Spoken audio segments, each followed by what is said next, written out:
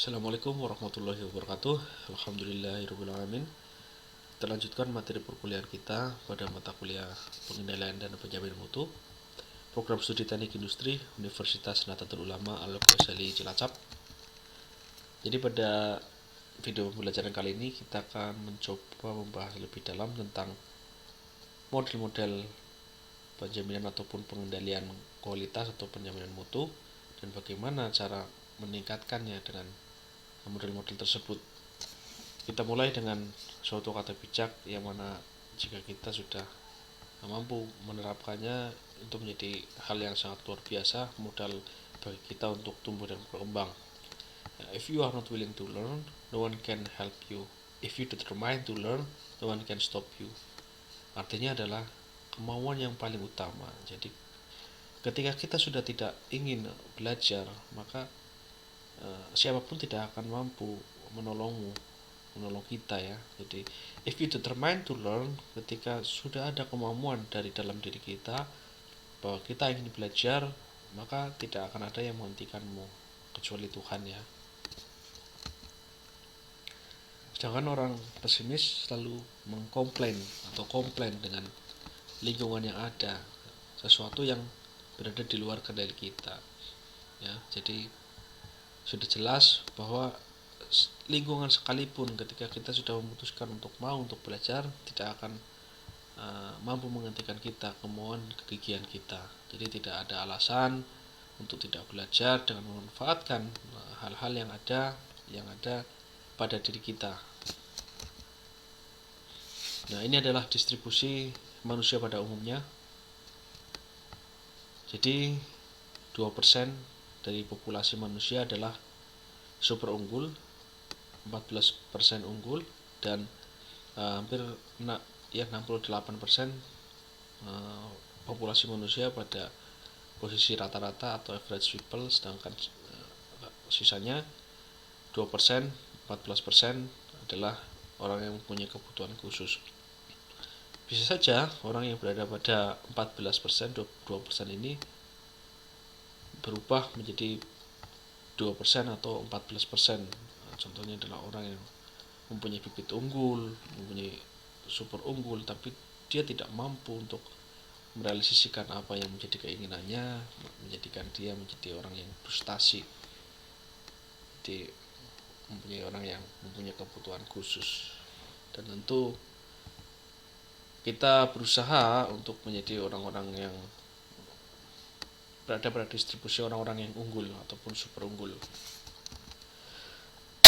Jadi industri sudah mulai berkembang dan mulai pada industri 1.0, 2.0, 3.0, dan sekarang adalah sudah masanya industri 4.0 dan sebentar lagi mulai bergeser pada industri 4.0. Jadi sudah sepatasnya berkaitan dengan perkembangan industri yang begitu cepat juga harus diiringi oleh sumber daya manusianya dan apa model yang bisa kita lakukan untuk menghadapi perubahan industri seperti itu ya kita menjadi mahasiswa atau pembelajar 4.0, yaitu pembelajar sebagai suatu penjelajahan pengetahuan, pembelajaran tanpa henti, dan yang paling penting adalah proses pendidikan adalah proses sebagai suatu pengembangan karakter. Jadi karakter itu dibentuk oleh kalian sendiri, kalian yang menentukan ya. Jadi bukan lingkungan, kemauan kalian, kegigihan kalian adalah menjadi hal yang utama. Personalized learner ya, jadi pembelajar yang mandiri bisa melakukan pendekatan-pendekatan berikut ini, yaitu design thinking, creative process, collaborative learning, project based learning, problem based learning, ataupun pembelajar heterogogi ya, ini pembelajaran yang paling mutakhir, pembelajaran mandiri. Nah, untuk ukuran suatu kesuksesan ada dua, bisa kita lihat sebelah kiri dan sebelah kanan. Good for some 100% ya. Ini adalah proses-proses yang kita dapatkan pada proses perkuliahan. Contohnya adalah misalkan kita mendapatkan grade yang bagus, kemudian nilai yang bagus, standarisasi yang tinggi. Tapi hal itu saja tidak cukup.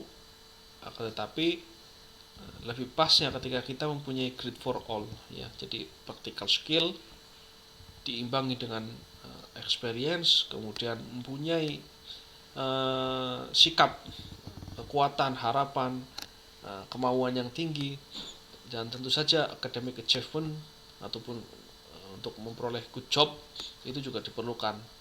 Jadi harus ada kombinasi, bukan hanya kita mengharapkan pada nilai yang tinggi, grade, good grade ataupun standar tes yang tinggi, tetapi juga harus diimbangi dengan kemampuan-kemampuan lainnya. Ya, ini sudah saya jelaskan tadi di awal bahwa sekarang sudah masanya industri 4.0 dan sebentar lagi kita melangkah pada apa yang disebut sebagai industri 5.0.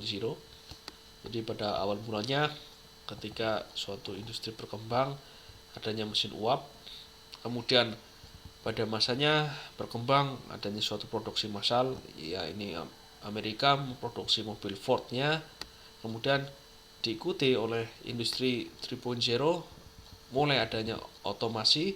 Sebenarnya di industri 3.0 ini sudah masuk digitalisasi ya sebagian, sampai pada saatnya kita sekarang berada pada industri 4.0, masanya digital proses, dan sampai saatnya nanti kita akan berubah menuju kepada industri 5.0, yaitu suatu industri yang menggunakan kerjasama antara manusia dan robot. Nah, berkaitan dengan industri yang semakin berkembang juga akan membentuk masyarakatnya, yaitu masyarakat society 5.0. Jadi mulai awalnya mereka melakukan pemburuan, kemudian naik mereka melakukan aktivitas perkebunan, terus kemudian di society 3.0 adanya industri, mereka mendirikan pabrik, perusahaan, usaha. Kemudian 4.0 yaitu masanya information society, keterbukaan informasi yang sangat luas, big data yang mampu dimanfaatkan, dan pada nantinya akan adanya suatu society 5.0 atau imagination society.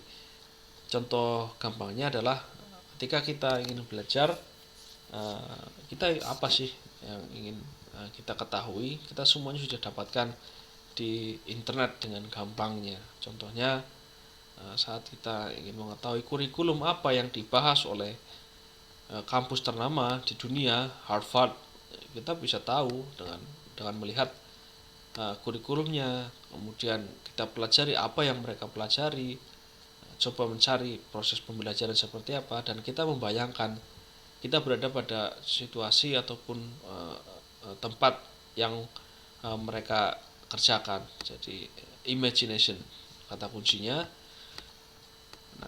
Nah, setelah itu berdasarkan adanya perubahan digital transformation, kemudian imagination and creativity dalam rangka untuk penyelesaian masalah dan penciptaan nilai. Saya ambil ini dari Vincent Casper ya.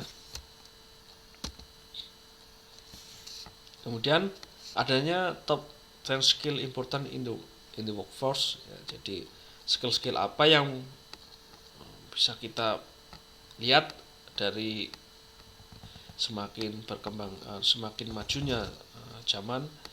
Jadi sebelah kiri dan sebelah kanan hampir sama, tetapi adanya poin yang hilang, yaitu quality control di zaman 2020 mulai berkurang. Jadi kenapa kok bisa quality control sudah mulai hilang? Karena untuk melakukan pengecekan biasanya sekarang sudah adanya mesin. Jadi mesin dengan sendirinya akan mati ketika kualitas barang yang dihasilkan itu di luar standar ataupun di luar target yang sudah ditetapkan di awal. Nah, kemudian adalah kita coba pahami cara berpikir sistem IPO atau input process output. If you do know how to ask the right question, you discover nothing. Jadi ini adalah pernyataan dari Edward Deming di kualitas. Nah, Kita mulai dengan input. Input adalah contoh pertanyaannya sebagai berikut. Apa persyaratan input yang harus dipenuhi agar pelanggan puas terhadap outcome yang diberikan? Kita harus tahu apa sebenarnya yang customer inginkan dari produk kita. Kemudian berdasarkan hal tersebut, kita nantinya akan mendapatkan suatu KPI atau Key Performance Indicator. Nah, yang kedua adalah proses. Setelah kita mengetahui persyaratannya, bagaimana memproses input itu agar memenuhi persyaratan kepuasan pelanggan melalui outcome yang diberikan oleh produk kita. Kemudian outputnya adalah mengapa pelanggan puas atau tidak puas ketika kita menyerahkan output atau outcome kita. Ketika jawabannya mengapa pelanggan puas, maka dengan sendirinya kita akan mengetahui, oh jadi seperti ini standar-standar yang diinginkan atau ingin dipenuhi untuk para customer, sehingga menghasilkan suatu KPI. KPI itu yang akan nantinya kita gunakan sebagai dasar produksi untuk suatu proses menghasilkan produk yang baik. Ketika suatu produk sudah baik, maka proses selanjutnya adalah kita dapat melakukan suatu improvement ya, continuous improvement, peningkatan secara berkelanjutan untuk menghasilkan produk yang lebih baik dan lebih baik lagi. Ya, ini kita coba belajar sedikit sebelum nanti kita memahami tentang model-model peningkatan kualitas, jadi strategic learning plan dari manajemen strategik. Jadi bisa kita lihat ada dua tanda panah ke bawah berikut ini. Jadi ini adalah panduan untuk sukses. Di sebelah kiri kita melihat jalur panduan secara jelas, mulai dari strategi, kemudian sasarannya, tujuan, dan implementasi perencanaan aksinya dengan 5W2H. Dan sebelah kanan adalah jalur penggerak atau driving path yang tidak menggunakan proses yang terstruktur, dari mulai growth mindset, kemudian attitude, habit, dan karakter. Ya, orang-orang ini biasanya orang yang mencapai kesuksesan tanpa adanya suatu proses ataupun langkah-langkah yang terstruktur. Ya. Jadi mereka akan melakukan ataupun mencapai kesuksesan seringkali dengan model trial and error, ya, melalui habitat. Dan tentu saja modal yang utama adalah tetap harus memiliki growth mindset. Jadi untuk mencapai kesuksesan, hal utama ketika mereka sudah tidak mengikuti proses secara terstruktur, ya ini bisa kita sebut sebagai suatu proses perkuliahan. Sedangkan ini mereka yang tidak memiliki proses ataupun tidak melalui proses perkuliahan, modal utamanya adalah growth mindset. Jadi nilai-nilai yang mereka kembangkan, dan attitude, lingkungan yang tentu saja mendukung, dan karakter utama dari para pelaku ataupun yang memiliki growth mindset tersebut.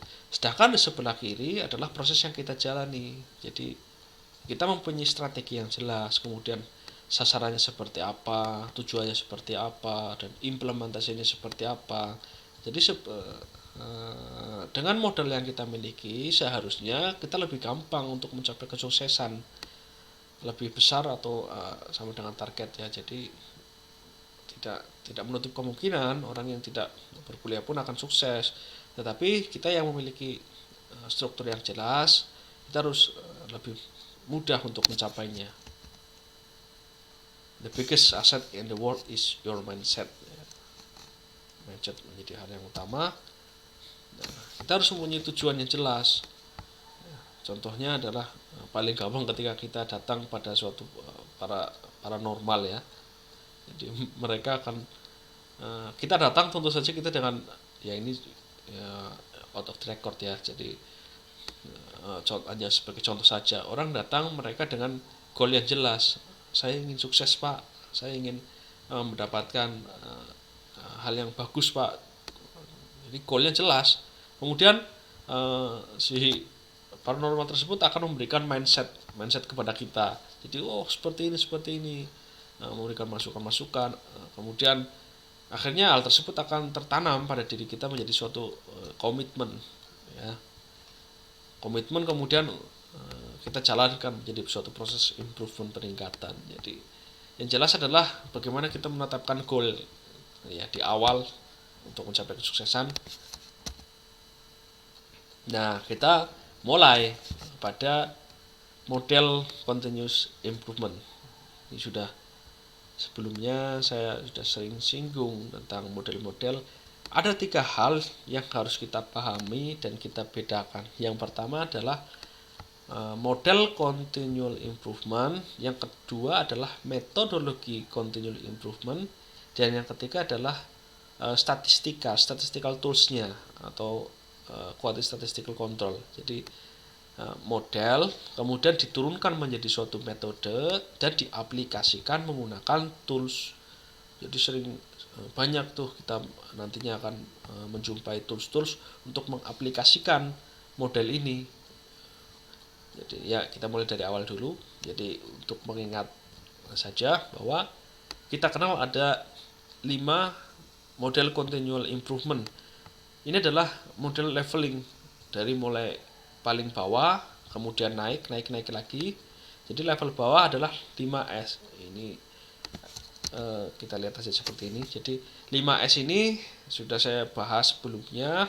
Hal ini hal dasar berkaitan dengan work improvement, lingkungan kerjanya seperti apa.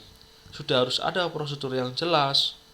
Jangan sampai SOP belum ada, kemudian kita tiba-tiba ingin menerapkan Six Sigma. Tentu saja hal tersebut susah untuk diterapkan, sedangkan lingkungan saja masih belum jelas, proses yang ada belum rapi, dan budaya. Nah, untuk nanti juga kita akan membahas tentang budaya kualitas. Jadi Kaizen, kemudian setelah 5S selesai, kemudian naik pada Kaizen kemudian Lean, Six Sigma. Apabila proses continual improvement sudah mentok ya, tidak bisa diterapkan lagi, kita bisa gunakan design for Six Sigma, dirombak sistem yang ada, dirombak dari awal. Nah, Lean ini berkaitan dengan eliminating waste. Jadi seringkali kita jumpai ada metodologi Lean Six Sigma. Sebenarnya itu adalah metode Six Sigma. Ketika kita membicarakan penggunaan metode Six Sigma, otomatis 5S, Kaizen, Lean sudah termasuk dalamnya. Jadi fokusnya pada Six Sigma ini adalah pengurangan variasi, kemudian penggunaan statistical tools dalam rangka untuk mengurangi variasi dan jumlah kegagalan produk yang dihasilkan dari setiap proses. Nah, ini cara gampangnya sudah saya bagikan sebelumnya materi ini untuk mengecek proses standarisasi suatu perusahaan, apakah sudah melakukan prosedur awal dengan jelas. Bisa kita identifikasi satu persatu dari 5M, 4M ya. Manpowernya seperti apa, apakah mereka mengikuti standar SOP yang jelas yang ada. Kemudian bagaimana metode yang mereka gunakan, apakah tersedia standar-standar kerjanya, apakah ada metode yang aman, apakah standar-standar itu diperbaiki terus-menerus. Kemudian dari segi materialnya dan juga dari segi fasilitas atau mesinnya. Ya, kita nanti centang satu-satu dan kita harapkan semua centang berada di sebelah kiri. Jadi semua proses sudah berjalan dengan baik. Nah, standarisasi, pentingnya suatu standarisasi dalam proses peningkatan kualitas. Jadi setelah adanya suatu perbaikan, maka penting bagi kita untuk menerapkan standar-standar yang jelas. Jangan sampai kesalahan-kesalahan yang sama kita ulangi kembali setelah adanya suatu peningkatan kualitas, peningkatan proses ya. Jadi harus kita standarisasi untuk menghindari kesalahan-kesalahan yang sama berulang. Ini adalah contoh tabel dari penerapan Six Sigma yang belum sempat kita bahas. Nanti ada mata kuliah khusus yang kita akan membahas lebih dalam tentang Six Sigma. Jadi kurang lebihnya saya akan jelaskan sebagai berikut. Contoh kasusnya adalah proses kesalahan per 500.000 transaksi. Jadi dalam model Six Sigma kita mengenal adanya istilah DPMO atau Defect per Million Opportunity. Jadi tingkat kesalahan per 1 juta kali kesempatan. Nah, untuk mencapai tingkatan Six Sigma, standar yang diberikan atau minimal kecacatan yang boleh keluar dari 1 juta proses tersebut adalah sebesar 3,4 produk, ataupun kita bulatkan menjadi 4. Contohnya adalah sebagai berikut. Ini mereka ada suatu proses memproduksi 500.000 transaksi. Aktivitasnya adalah transaksi totalnya ya sudah tadi sejumlah 500.000. Ketika suatu perusahaan sudah mencapai tingkat 6 sigma atau sigma adalah adanya 2 kesalahan produk cacat. Dari 1 juta kesempatan ketika adanya proses hanya mencapai 500.000, maka setengahnya. Nah,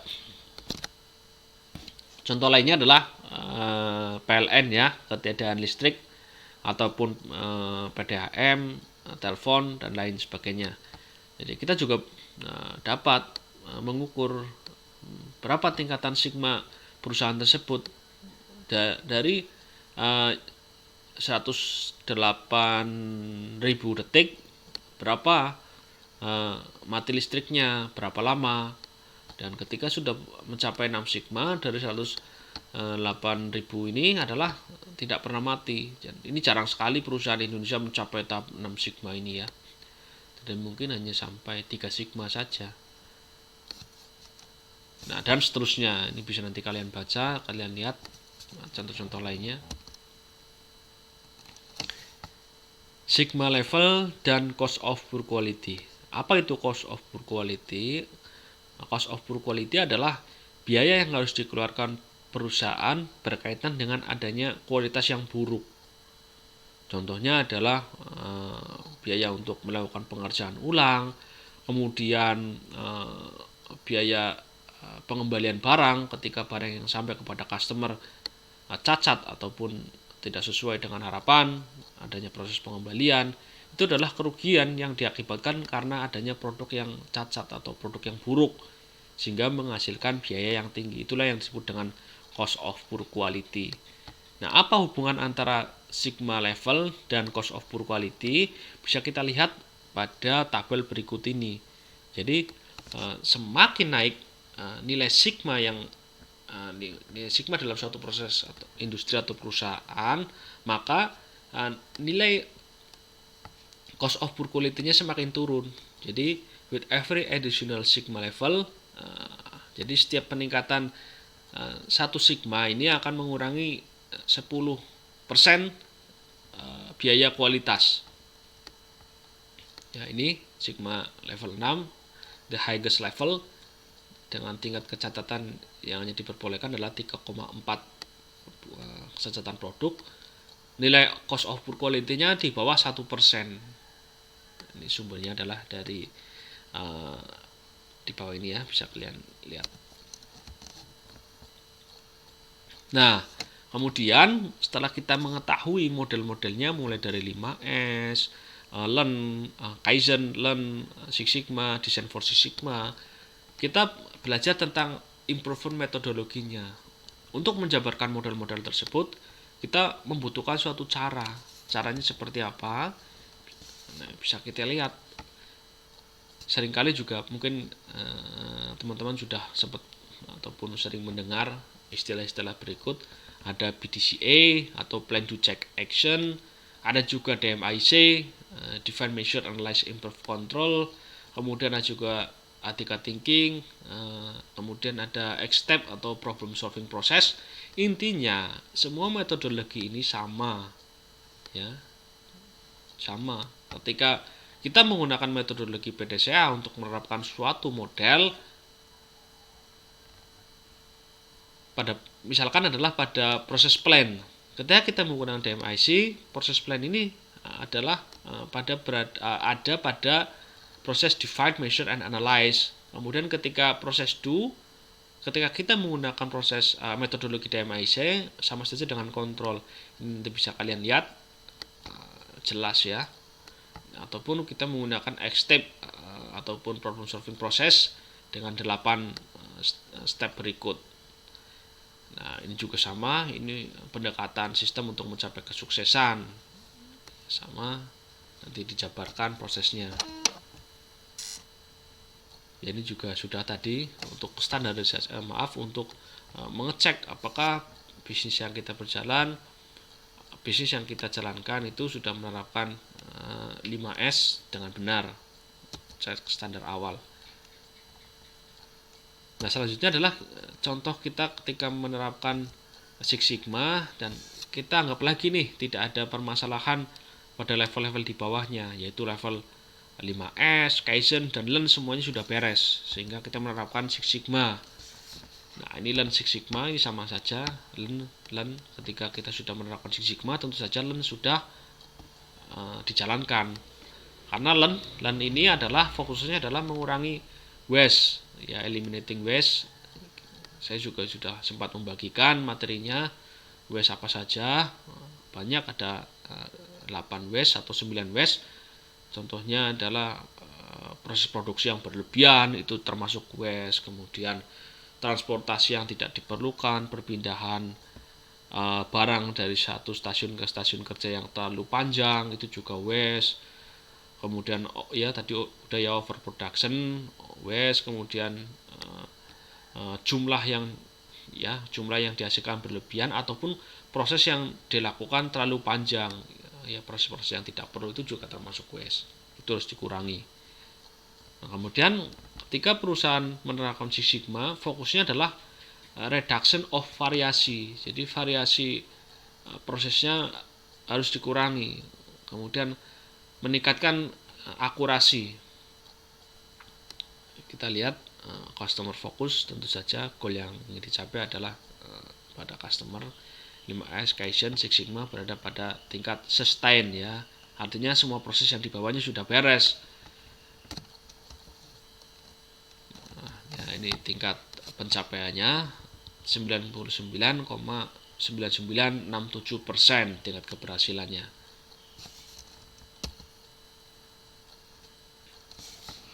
Nah, ini contoh dari suatu aliran ataupun grafik. Tujuan dari Lean Six Sigma adalah pengurangan variasi. Jadi penerimaan produk yang baik semakin tinggi dengan kecacatan produk yang dihasilkan semakin sedikit. Nah, ini contoh dari traditional cost ataupun berkaitan dengan biaya kualitas yang harus dikeluarkan oleh perusahaan. Ya, ini contoh hal-hal yang sering kita lihat. Ya, adanya scrap, rework, reject, garansi, dan penambahan jam kerja. Ini kos-kos yang bisa kita lihat. Sebenarnya hal yang tidak kita lihat juga dalam suatu proses industri adalah ini hal-hal yang di bawah ini. Contohnya adalah biaya untuk legal cost, kemudian cost to customer, quality audit, kemudian proses control, opportunity cost if sales greater than planned capacity, ya, biaya kesempatan biaya bila penjualan lebih besar. Apabila kapasitasnya dibuat besar, maka keuntungannya sebenarnya lebih besar. Kemudian biaya improvement program costnya, supplier controlnya, ini biaya-biaya yang tidak terlihat. Seringkali perusahaan yang terlihat dengan gampangnya biaya-biaya di atas ini, ternyata banyak biaya-biaya lainnya, hidden cost atau biaya yang tersembunyi. Ya, ini sudah sempat saya singgung tadi tentang peningkatan level dari setiap peningkatan Sigma 1, tingkat kecacatannya sejumlah 691.500 produk. Ya, ini sangat buruk, ya. Jadi dari 1 juta kali kesempatan produk yang dihasilkan, produk yang cacat adalah hampir 700.000, hanya 30,85% saja keberhasilan produk itu dihasilkan. Kemudian naik lagi 2 Sigma, ya, ini sudah mulai ada peningkatan, akurasinya hampir 70%. dan goalnya tentu saja adalah zero defect ya. Zero defect atau juta kesempatan tidak ada produk cacat yang dihasilkan. Ini adalah world class ketika suatu perusahaan mencapai tingkatan 6 sigma, tingkatannya sudah kelas dunia. Nah, ini industri rata-rata yang ada di Indonesia mungkin 3 sigma ya. Jadi hanya sebesar 66, berapa nih? 807. Nah, kita lihat setelah kita memahami tentang metodologinya ya, tadi ada PDCA, DMIC, kemudian kita turunkan lagi menjadi suatu tools dalam setiap metodologi. Nanti bisa kalian pelajari satu persatu ini. Untuk ini ibaratnya ketika kalian terjun ke lapangan, inilah yang akan kalian gunakan tools berikut ini. Nanti coba kita jelaskan mungkin pada video selanjutnya atau materi pertemuan selanjutnya akan saya bahas sedikit tentang tools yang ada. Nah, kalau yang ditandai dengan merah ini adalah penggunaan untuk metodologi Six Sigma ya, untuk misalkan untuk proses define-nya ya, dimulai dengan problem statement-nya bisa kita gunakan dengan metode attribute measurement analysis, data audit dan sebagainya. Contoh lainnya adalah penggunaan fishbone ya, diagram tulang ikan. Ini bisa kita gunakan pada proses measure ataupun juga pada proses analyze juga bisa kita gunakan fishbone diagram. Nah, ini juga ada continuous data. Ini sebenarnya sudah saya keluarkan kemarin di UTS ya. Ini adalah salah satu proses kontrol. Ada juga Pokayoke. Apa ini? Contohnya adalah ketika ada sebuah portal truk ya dalam suatu perumahan. Jadi truk tidak boleh masuk dalam perumahan. Maka warga memasang portal. Nah, itulah yang disebut dengan pokyok. Jadi truk tidak akan bisa masuk karena dipasang portal tersebut. Nah, ini adalah contoh target ataupun bagan target yang kita capai dalam rangka untuk peningkatan proses, peningkatan kualitas per periode waktu. Nah, kita juga harus membedakan, ada yang disebut dengan data variabel dan data atribut. Data variabel ini adalah data yang dapat diukur. Contohnya adalah proses pembuatan ya makanan lah, proses pembuatan makanan, satu proses pembuatan makanan memerlukan waktu 30 menit ya, jadi kita coba seragamkan ya, jadi 30 menit, 30 menit, 30 menit, jangan sampai berada pada di atas upper control limit, di atas ini ya, ataupun di bawah ini lower control limit. Jadi semakin lama penerapan model peningkatan kualitas itu, maka semakin mengerucut, targetnya semakin kecil. Ini adalah rentang waktunya dan ini adalah rentang targetnya. Nah, ini adalah tipe contoh untuk data atribut ya, tetap sama, yaitu targetnya semakin mengerucut dari setiap periode waktunya. Contoh data atribut adalah kecacatan produk ya, kecacatan jumlah kecacatan dalam suatu produk. Misalkan ada satu baju, berapa nih tingkat pengerutan ataupun bagian-bagian yang cacat di bagian saku, di bagian lakukan kolar ataupun ini apa namanya kolar itu ya, ya bagian leher lah ataupun bagian lainnya. Nah, itu contoh-contoh data dari data atribut.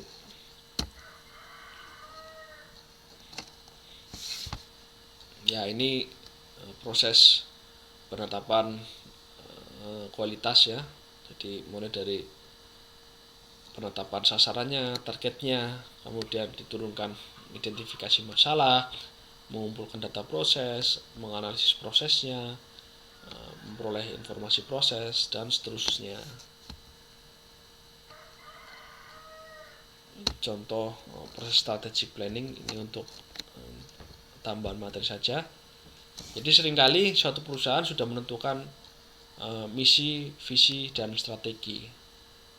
Ini adalah proses planning ataupun perencanaan. Tetapi dalam pelaksanaannya ketika turun ke lantai produksi tidak dapat diturunkan. Jadi visi, misi, dan strategi yang ada tidak bisa dijabarkan menjadi suatu dalam aktivitas lantai produksi. Tentu saja tidak ada feedback yang didapatkan.